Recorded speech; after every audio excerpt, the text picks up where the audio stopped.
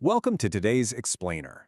Today we're dissecting a fascinating source that challenges a really massive assumption. The idea that fixing society requires these sweeping, top-down government programs. Instead, it argues that real, lasting community development relies on something much more local: individual action. Okay, let's dive into this.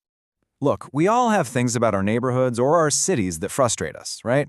But what actually happens when you flip the switch from passively complaining about your surroundings to actively doing something about them? Well, that is exactly the practical, action-oriented reality we're exploring today.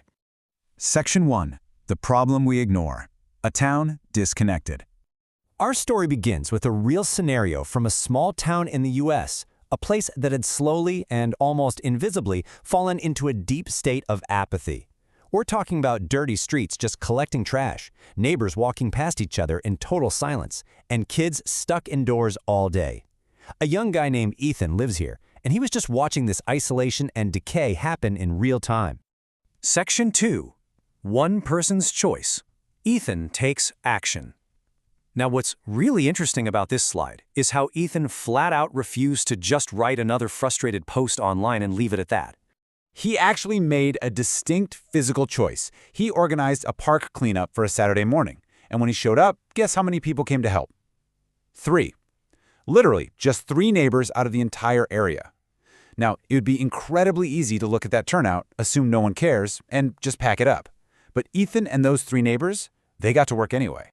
Because they put in the sweat equity, the physical reality of the park shifted overnight.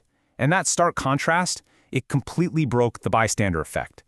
By the very next weekend, the momentum shifted entirely as more families joined in. By simply taking responsibility, everyday people flipped the script, making the area visibly cleaner, safer, and remarkably friendlier. Section 3. 5 Rules for Society. Lessons for everyone. So Ethan's success wasn't just a lucky break, It revealed a highly repeatable 5-step framework. Rule 1. Volunteer for your community.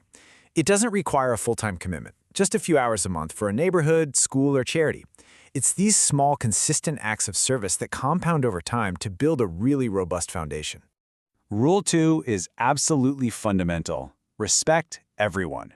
Treat people with kindness, regardless of their background or what they do for a living.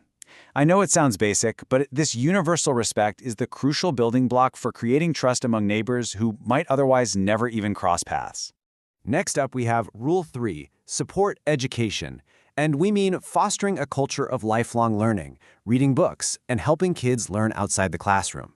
An educated society is just fundamentally better equipped to make rational, collective decisions that benefit the whole community. Rule 4 shifts our focus to our physical space. Protect the environment.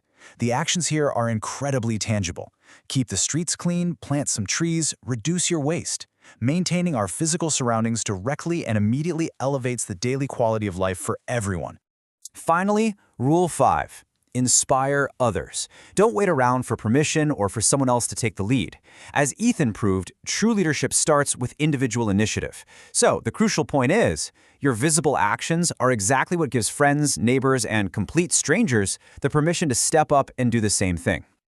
Looking at all 5 of these together: volunteering, respecting others, supporting education, protecting the environment, and inspiring action, we see a cohesive engine for change. It totally strips away the overwhelming complexity of fixing society and leaves us with an immediate, actionable toolkit. Section 4. The ripple effect. A town transformed. Let's move to and see how this builds from just a few neighbors to a macro-level societal impact. When individuals actually apply these rules, the impact is staggering. Day 1 starts small, just Ethan and 3 neighbors in a park. But fast forward 1 week, and the visible results are encouraging more families to join. Skip ahead 1 year, and this once apathetic town is entirely transformed, famous for its clean parks and active volunteers. Collective effort became the new normal. And that momentum was so powerful it couldn't be contained within the town limits. The idea spread like wildfire. Visitors started admiring how well the residents worked together, and this positive change became contagious, actually inspiring neighboring towns to copy Ethan's blueprint and revitalize their own communities. It all perfectly captures a central, authoritative truth. A better society starts with one person taking the first step. It's such a vital reminder that massive, sweeping transformation rarely comes from the top down. It hinges entirely on personal responsibility. And this brilliantly illustrates the core philosophy behind the town's amazing turnaround. Helping, respecting, and working together builds a brighter future for everyone. It wasn't magic, and it wasn't a massive government initiative. It was the simple, consistent, daily application of mutual respect and collective effort. As we wrap up this explainer, I want to leave you with one final direct challenge. You don't have to change the whole world by tomorrow morning, but what will your first step be today? What is one small, positive action you can take in your own neighborhood right now? Think about it, and more importantly, go do it. Thank